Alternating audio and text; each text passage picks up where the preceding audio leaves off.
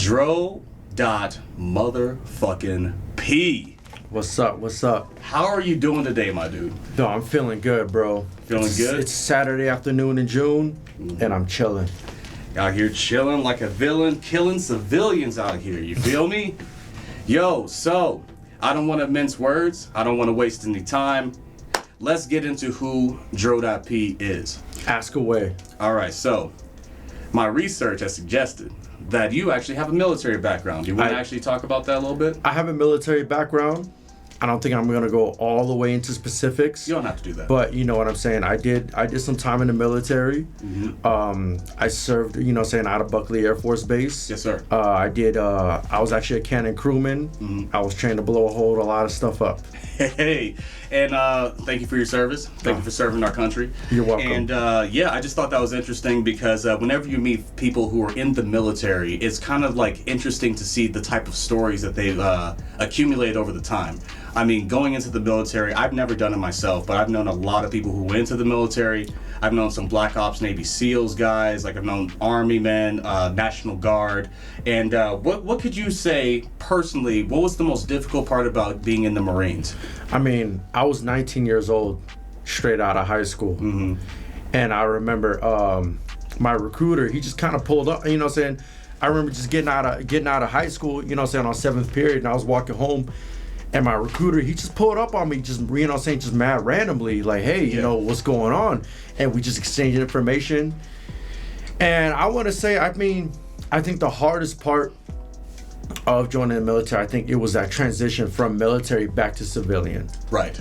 Yes. I hear there's often a lot of difficulty with that because you're basically trained to be a killing machine, right? Exactly. And but you're also being trained to be pretty much the most effective tool, kind of like a scalpel for the will of your commander.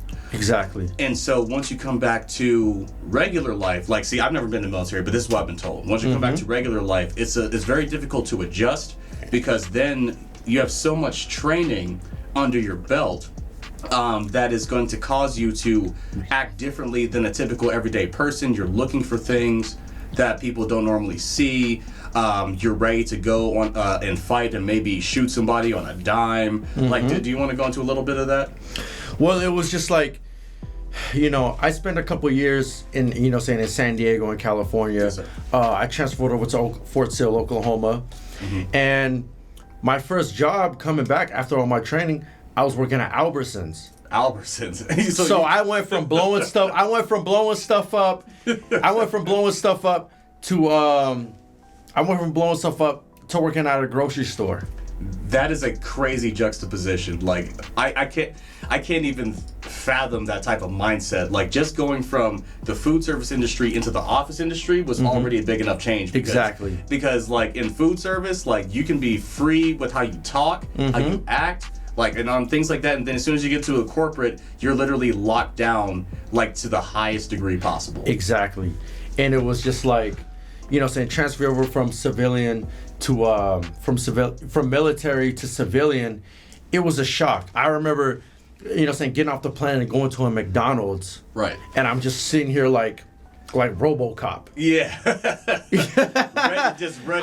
I was just ready to go at the snap of a finger. I was just ready to go.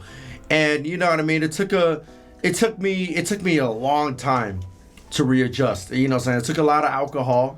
Shout out to Jose Cuervo. Shout out to Jose Cuervo and Hennessy in 1800. But it took me a little while to recoup, but I feel like I finally balance myself. You know what I'm saying? Well, that's a really good thing, and like I'm glad that you finally found that work-life balance because there's a lot of things that in the military, like I don't think that you weren't like front lines where you weren't deployed to active duty, were you? Or so I was a reservist. Reservist, yes. Which like in the military world, reservists were they kind of shit on us, but it's a pride It's a dick thing. Measuring contest. Exactly, you know what I mean? It's just a pissing contest.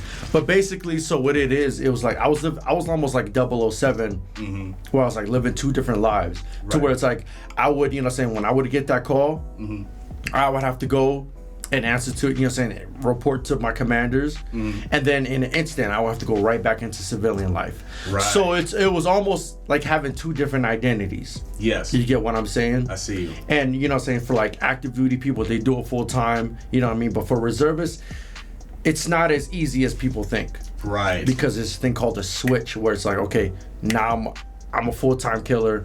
Okay, now I'm back to civilian life. And sometimes you don't even know the difference. Right. I imagine that everybody's human, so we're prone to mistakes. So I think that I can't remember which mass shooting it was, maybe Sandy Hook, where it was an actual ex-military, someone who was in the military previously, and then he was actually dealing with PTSD and things like that, and he was actually actively on Prozac, and he wound up shooting up an airport. Okay. You know what I mean? And I imagine situations like that are possible because of the type of stress that you can get from serving on the front lines and actually fighting people for your life and for your country, and not knowing if you're going to die at any certain moment. And so certain things can trigger you. Obviously, he was on depression medication because he was dealing with a lot. But one of the side effects of Prozac is that you can be prone to violent blackouts. And so I think that's what happened with that guy. Yeah, I don't know all the details. I'm certainly not a mass shooter. Yeah.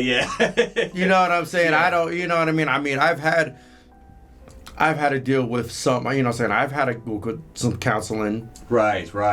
I've had to talk to people before, Super you know what I necessary. meit's super necessary because, you know, when you damn near got two different identities, it's natural. Right. You know what I mean? You have to be able to balance those things. And it looks like that you found a pretty good balance. Exactly. Yes. Okay, so let's switch gears. We're getting a little too doom and gloom. Okay, so you're Brazilian. I'm from Brazil. Yeah, so you're actually born in Brazil. How long were you out there? So I'm actually born in Brazil. I was born in the favelas. If anybody doesn't know what the favelas is, that is what in America we call the ghetto, the hood, and the trap. And I was out there, you know what I'm saying, till I was out there till I was about 2 years old. Okay. My mom brought me out here to California, and I spent a lot of time in California up until my teenagers, and I moved out here to Colorado. Right. Yeah. Okay. All right. And then so you've been in Colorado pretty much since? I mean, you did wind up going out to Boston. Yes.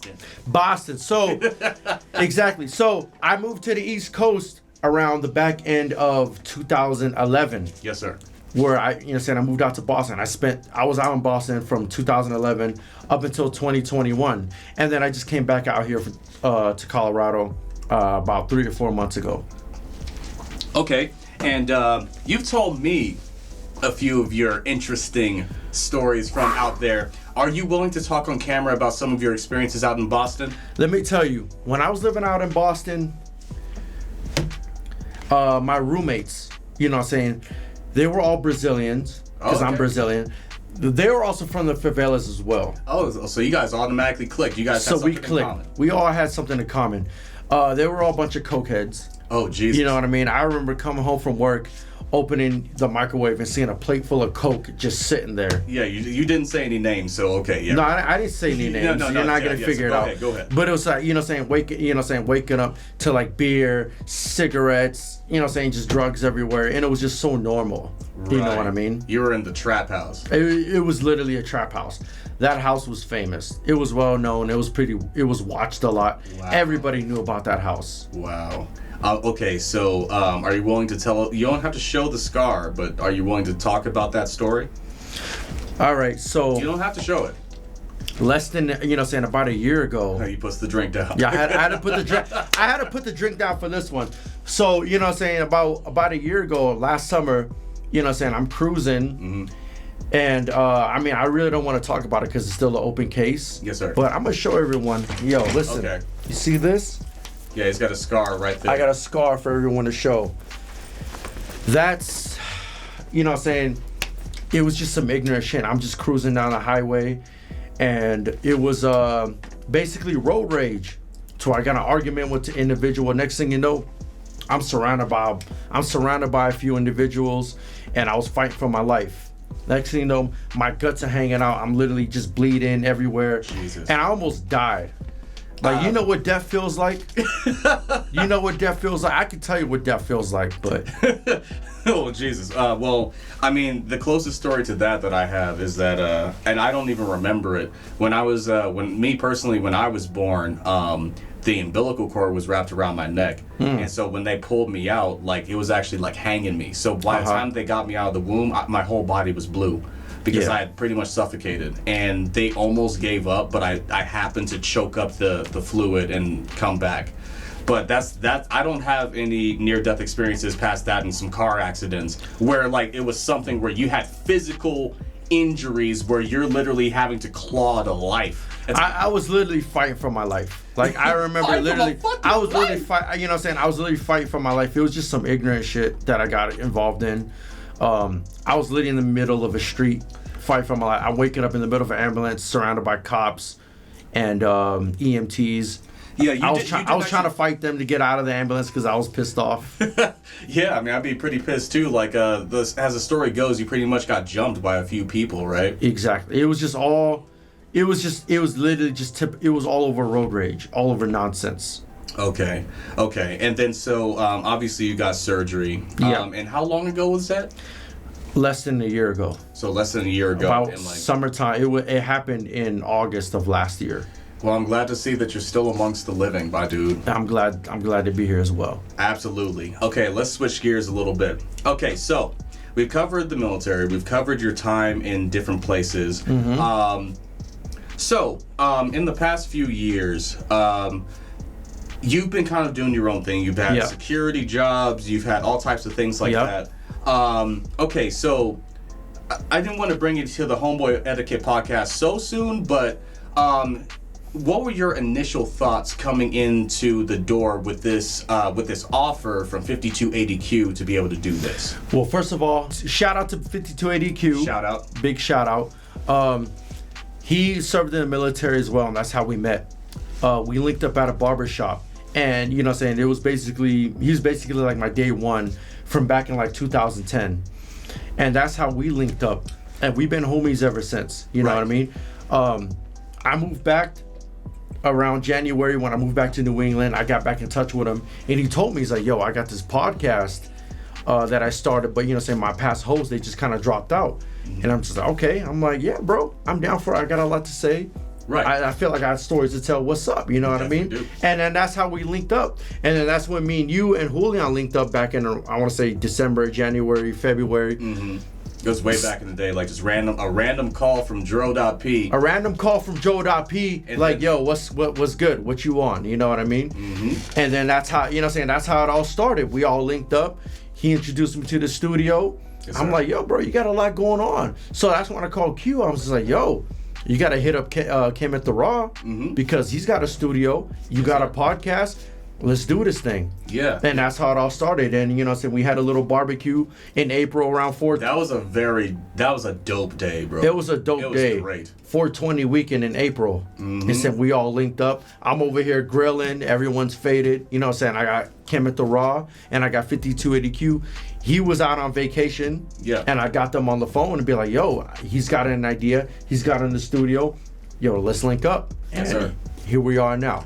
Awesome. And then so kind of segueing from how you're currently in now the production world of being on social media. You're now on camera for probably the first time ever. This is my first time on camera ever. Like, exactly. In this type of capacity where we're going to be putting your skills on the forefront. I want to actually rewind the clock a little bit back to the days of 5280Q, Corey and Atlas Nova. So BC King and Atlas Nova as individuals, and how you got into, how you became the manager, and some of the things that went on with that. So for everybody that doesn't know, Dro.P is basically an ex-music manager for a former rap group. That kind of dissolved in the past. The Last Titans. The Last Titans. So how it all started off, you know what I mean? 5280Q, that was my guy. Yes, sir. He introduced me to Julian, aka Hooligan. Yes, sir. He introduced me to BC, you know what I'm saying, Corey King. He introduced me to Atlas Nova, you know what I'm saying, shout out to Tyrell. Mm-hmm. And you know what I'm saying, it all started where We was all linking up. We was drinking. We was getting faded. That's big facts. It's big facts. I was there too. See, I witnessed a lot of this, but I didn't know the inner workings. You know, we had this thing called Blackout Tuesday, which I'm pretty sure you participated in. I don't know, did you? I wasn't there for the Blackout Tuesdays, man. I was there for like the inception of how this thing kind of got started, but I wasn't like an integral part of the group at that point. Okay. So anyways, I noticed that 5280Q, BC and Atlas, they had a lot of chemistry. My mistake, guys. I hit the camera. Man, camera up, bro. See, that's what happens when you sip too much of this 1800. Yeah, see, that's my fault, guys. That's the 1800 kicking in. But anyways, so I figured out that, these guys got a lot of talent. Mm-hmm. They was good together. They had a lot of chemistry. So after talking with them, I kind of helped them put this whole thing together. And It was a group called the Last Titans because BC, Atlas, 5280Q, just a whole lot of raw talent. Yes, they were actually tremendously good for how long that they've actually been doing music. And together, in my eyes, they seem like they could be a complete powerhouse. A very powerhouse group. Mm-hmm. Very powerhouse group. Also with Hooligan as the engineer. Audio engineer. And Joaquin is the beat maker. Exactly. So anyways, they used to come over to the house. You know what I mean? They would recite their rhymes. I was like the visionary. Yes. I was basically like, we can do this, we can do that. You know what I'm saying? I was just pushing them in all different kind of directions. And that went on for a little while, but there was a lot of personal things going on. You don't have to get it. You don't have to get I'm not going to go into details. I'm not going to go into specifics and details. But as a manager, you were noticing that there were some very strong issues with the group dynamic. Yes, I feel like there was a lot of egos involved. You know what I mean? And it was just tough. Mm-hmm. And when the group fell apart around the time, I just kind of gave up on everyone. And then that's when I moved to the East Coast. Okay. So was that the reason you did, or was it for more opportunity and that was kind of a way out? A little bit of both. Okay. A little bit of both. Because, you know what I'm saying, I was kind of upset. I was kind of like mad at everyone. Like, damn, I wasted all this time. Mm-hmm. And then opportunities in the East Coast presented themselves. Yeah. And within a matter of like a week, I was out. Okay, well, that's totally understandable. I'm not going to go into my background, but I'm going to have my own individual thing at some point. Uh-huh. So I'm not going to go into how I know that, but I definitely understand. Ask away. Ask me anything you want, bro. So when it comes to egos, I guess this is more going to be like a personal opinion question then, because I've had to deal with this type of thing in my previous rap group, right? What if there's anything that you could have done as a manager to possibly prevent the destruction of that team, what would you have done differently? What would I've done differently? Mm-hmm. Probably not be as faded, high, and drunk around them as much to make them take me more seriously.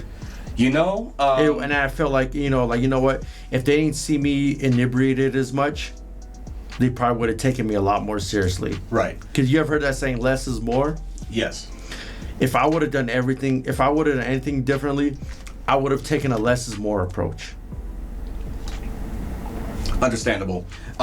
Because here's the things that I was there when he first got out of his own will and control, promoted to the level of manager for this rap group. Yes.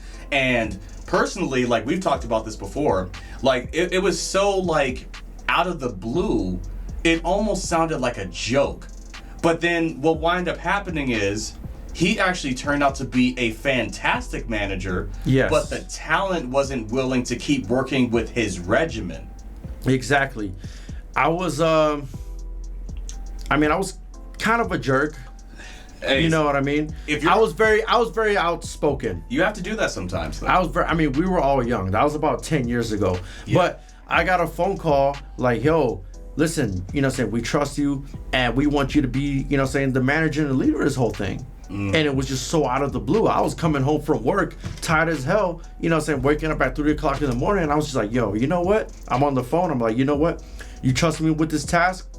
Bet. I'm willing to step up to the plate and I'm gonna do it. Yes, sir. But if I was gonna do anything differently, I would have not been as high as drunk in front of them, and that would have been the only thing I would have changed.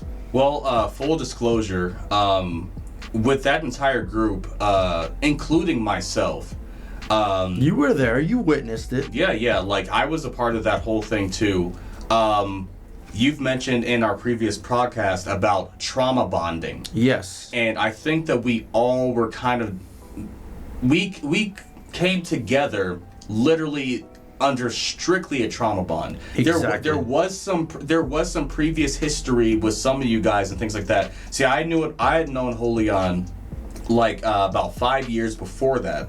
So that's how I got introduced to the rest of you guys. Except, no, Marquise used to break dance as well. So I met Julian and Marquise around the same time, but me and Julian were the ones kicking it. I wasn't really kicking it with Marquise.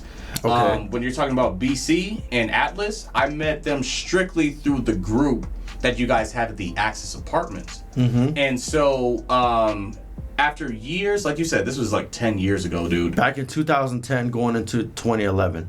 Oh yeah. And like, so when I finally came there, well, now looking back on it, I realized that I literally was just in a very bad mental space, and that's why I found myself there. Yeah. And I'm pretty sure it was the same thing for everybody else. Now, some of us made it out of it and are like building our lives back and like doing some things, and then some of us are not. Mm-hmm. You know? And but the point is that, like, yes, to your point, if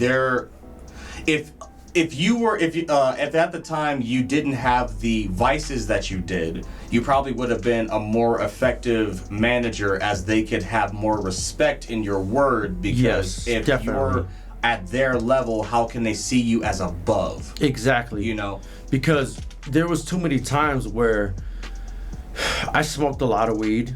Right. I drank a lot of alcohol. Right. You know what I mean? I don't really do those things as much. I mean, yeah, you know, I like to sip a little bit now. Right. I like to sip a little bit now.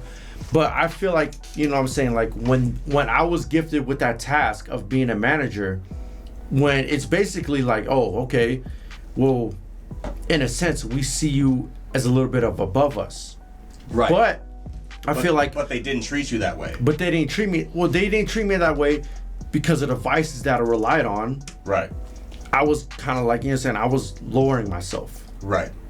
And I feel like, you know what I'm saying, because of my vices, because of the alcohol, because of the weed, and all the other stuff I'm not going to mention, that I felt like, you know what I'm saying, I was lowering myself. And right. I was basically not even dropping out to their level.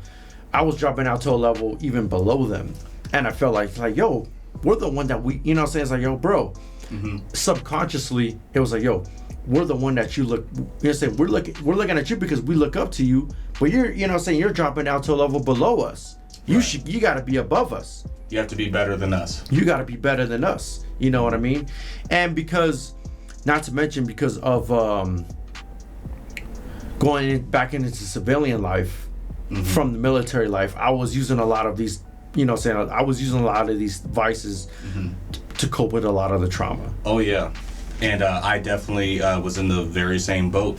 And here's the thing, is that, like, yes, you were put in this position, but I feel like they underestimated your ability to actually do it. See, like, the reason why, like, it sounded like a joke to me at the time is because, one, they volunteered you. You mm-hmm. didn't step up to the plate to do it yourself.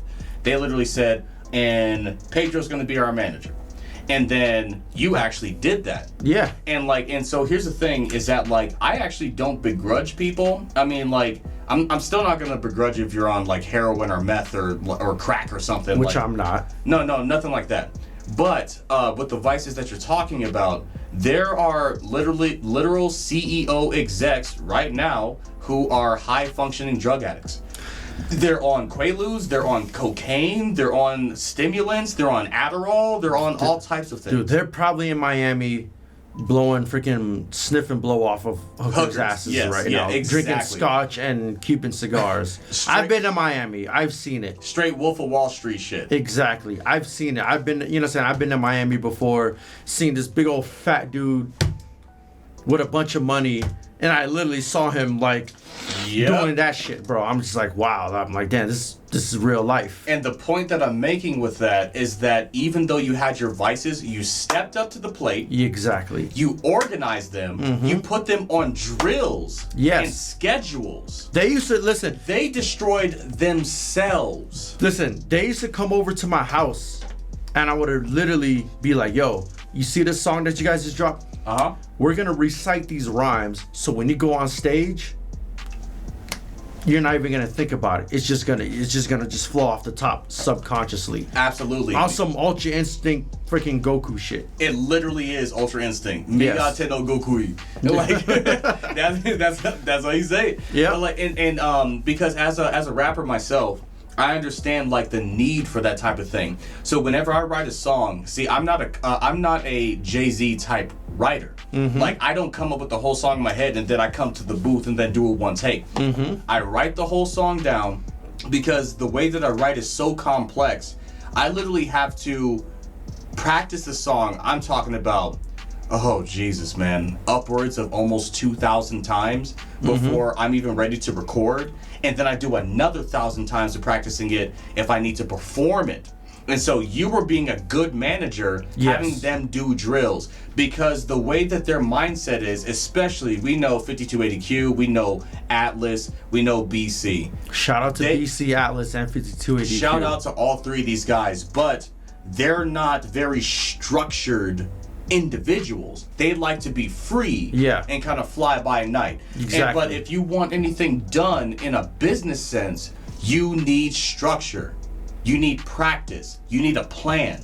And you were trying to offer that. I was trying to offer that, you know what I mean? But at the same time, it's just like, you know, you got the engineer, you got the group. I'm literally... You have all the resources. We had all the resources. You know what I'm saying? I was looking at everything from the outside. It's basically, I was looking at everything from the outside looking in. Yes. I saw greatness in them that I feel like they didn't see it in themselves. Exactly. Well, and here's the thing is that, like, I don't know if they did not see the greatness in themselves. I think it's a fear of success kind of thing. And that's the reason why, like, when they made you the manager, like, I looked at it almost like a joke, because it was so, I remember the conversation, it was so flighty, like, and Pedro's gonna be our manager. And, like, so to me, in my mind, I was just like, wow. I was surprised myself to get that call. Yeah, like in my mind personally, I was like, they're going to pick somebody who's never managed a music team to manage them. This is destined for failure. But you stepped up to the plate, and instead of you being the reason for their failure, they were the reason for their failure. So they want to fail anyway. I think it was I think it's a fear of success, man. Because even though they had this talent, like when it came down to it, like in the nuts and bolts of it, the nitty gritty, they could have worked with your format. And they would have gotten even farther. Like, all the resources available. A dedicated engineer, a dedicated beat maker, 3 talented, very talented rappers, extremely talented, and a manager who's willing to do the work to shape them up into the well-oiled machines that they need to be. This is me from the outside looking in. I'm like, the only excuse I can come up with is that, like, you either don't like money or you didn't believe in yourself. And that's, so to your point, I can now see what you're saying, that you had more faith in them than they probably had in themselves. I think there was a lot of self-confidence issues going on. Yeah. Not to mention, you know what I mean? There's like, kind of some side stuff happening. I you know what I'm saying? I'm not from Aurora. I didn't go to Overland. I didn't go there either. You know what I'm saying? The thing is like, while we were going along the way, there was a lot of stuff that I was finding out through history. Yeah. That I started finding out, like, as we were going along, and I'm like, oh, that's what's happening. And while, you know what I mean, when there were songs being recorded and there were certain lyrics, it took me a while to decipher the lyrics. Well, they were actually referencing said issues. While there's references to set issues that I didn't even know about at the time. I had no idea. I listened to those songs too. I never would have picked out any types of problems. No. I thought they were the best of friends at the time. And here's the thing too. I don't want to put this on me, like, but we have shared experience. Here's the thing: is that like the reason why I'm saying this is that like I have mad love for all of them. Every single, like you too, like every single person in that entire group, I got love for you guys, and I just think that the conversation needs to be had sometimes, which we've already had it with Q. I'm sure that if BC or Atlas were to look at this, they would be like, yeah, you're right. So like because we're not being insultive or pejorative or anything like that. No. But I think it just needs to be said that like this is an example for people to understand that egos. I'm just gonna list off a couple things: egos, females, money, business, friendship. These things complicate any type of business, like any type of money-making business venture that you could possibly have. Understandable. And going into the door with somebody trying to establish a name or a voice or anything for yourself, these things need to be discussed. And personally, I think attorneys need to be involved, because if everything's in writing, there's no questions on what's going to happen next. This person gets paid this for this job. This person gets paid this for this job. At the end of the day, like all of this needs to be admissible in court, and that's the way it needs to go, because friendship and business does not mix. What do you think about that idea? Well, it's just the fact that I didn't grow up and come up with these cats. Right. I feel like I missed out. I didn't either. You didn't either. Like I was already 17, 18 when I met Julian. Exactly. I was going, you know what I'm saying? I was 21 going on 22 meeting these cats, you know what I'm saying? Because I linked up with 5280Q. Right. And so I had to get caught up on a lot of bullshit that happened, a lot of history, you know what I'm saying? Because I got my history. Right. Whew. We're gonna have to do a part two. We're gonna do a part two because I got a whole lot of stuff that I need to tell y'all about. Too many. But anyways, just getting caught up on everyone's history made it hard as to me to manage that, that group beat the Last Titans. Right. Because I'm learning everything, like, oh, this happened, like, damn, you know what I mean? And you find that out on the back end. Like how exactly. Does that make you feel, man? Because you're putting your heart and soul into this project. They gave you a job that you didn't feel you were qualified for, and then realized you were overqualified. And so how'd that make you feel? It was a lot of pressure. Mm-hmm. There was a lot of pressure. You know what I mean? Like, I was willing to step up to the plate. Yes, sir. But the fact that I didn't know these cats' history like that, I felt like maybe I might have did them a disservice for not asking these kind of questions. I wouldn't. And not that. But getting them to open up to know these cats more on more of an emotional and personal level. Mm-hmm. That I was like, yo, if we had these kind of conversations more, I would have been able to break things down better. Yes, sir. You get what I'm saying? I totally get what you're saying. Okay, so it's been great talking with you. This is the first of many individual interview segments. We're going to be doing much more of these in the past. Shout out to Dro.P. Do you want to give your social media handles? Yo, I'm Dro.P. Check me out on Facebook. It's just Pedro P. Oliveira. That's my full name. Hit me up on Dro.P. Oliveira on Instagram.com. Okay, sounds good. And then also, as always, this is Kenneth the Raw representing KMT Studios. You can find me on Instagram at KMT_THE_RA, or you can find me at KMT Productions on Twitter, or you can do Facebook.com/KMT Productions there as well. So, go ahead. Big shout out to my homie over here, KMT the Raw. What's up, Thank bro? You, sir. I appreciate you for having me. And shout out to 5280Q. This is an individual segment, but we gotta shout him out. He's a part of the Homeboy Etiquette. He's the leader. So, yo, you guys have a great night. Thank you so much, Dro.P, for coming through for this interview. And we are fucking out. We are out.